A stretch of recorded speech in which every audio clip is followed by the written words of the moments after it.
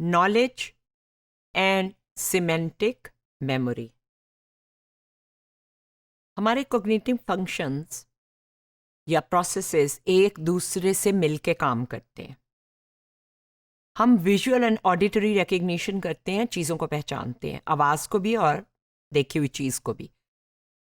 हमारी सेंसेस जो data gather करती हैं वो बाहर की दुनिया से, उसको किस तरह वो फिर हमारा जो प्रीवियस नॉलेज है, जो हमें पहले से पता है उन चीज़ों के बारे में, वो किस तरह उस प्रीवियस नॉलेज के ज़रिए जो नई इन्फॉर्मेशन आती है वो कैसे इंटरप्रेट होती है, हम इसे किस तरह समझते हैं.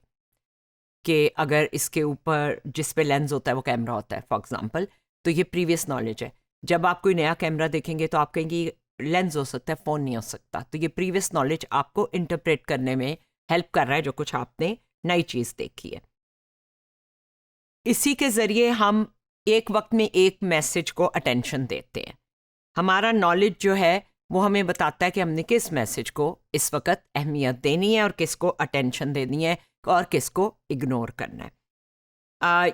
बाहर की दुनिया के से जो भी हमारे पास स्टिमुला हैं वो हमारी मेमोरी में किस तरह स्टोर होते हैं और उसको हमारा प्रीवियस नॉलेज किस तरह इन्फ्लुएंस करता है, कैसे स्टोर करता है, कहाँ संभाल के रखता है. और इसमें हमें याद होगा कि मेमोरी में चंक्स की एक सलाहियत है कि वो टुकड़ों में चीज़ों को याद करती है, उससे आसान होता है. वर्किंग मेमोरी में ये बहुत ज़्यादा इस्तेमाल होता है. हमारा जो प्रीवियस नॉलेज है, सिमेंटिक नॉलेज, वो हमें वो एक्सपर्टीज़ देता है जिससे हमारी लॉन्ग टर्म मेमोरी जो है वो बढ़ती है और हमारी ज़िंदगी में जो वाक़यात हैं उनके लिए हमारी मेमोरी को भी इन्फ्लुएंस कर सकता है. हमारा नॉलेज जो है वो हमें इंफॉर्मेशन को ऑर्गेनाइज करने में भी मदद करता है ताकि हम उसे बाद में बेहतर तौर पे रिकॉल कर सकें. जब हम जनरल असूल करते हैं जैसे rotation heuristic and alignment heuristic एक असूल होता है जिसके मुताबिक हम चीज़ों को समझने के लिए अपने अंदर जो है वो अरेंज करते हैं.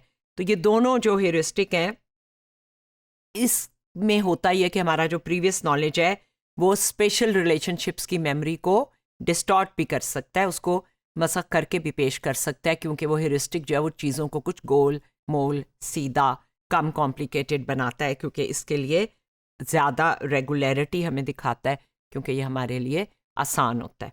ये सारे कॉग्निटिव जो प्रोसेसेस हैं जनरल नॉलेज पे रिलाई करते हैं. हमारे कॉग्निटिव प्रोसेसेस इंटर रिलेटेड होते हैं.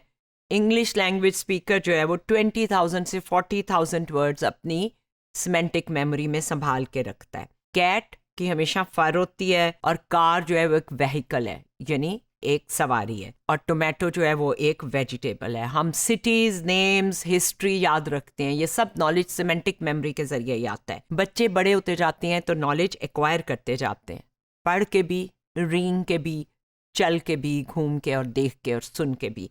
लेकिन जो विजडम है, दानाई है, वो उम्र के साथ बढ़ती है.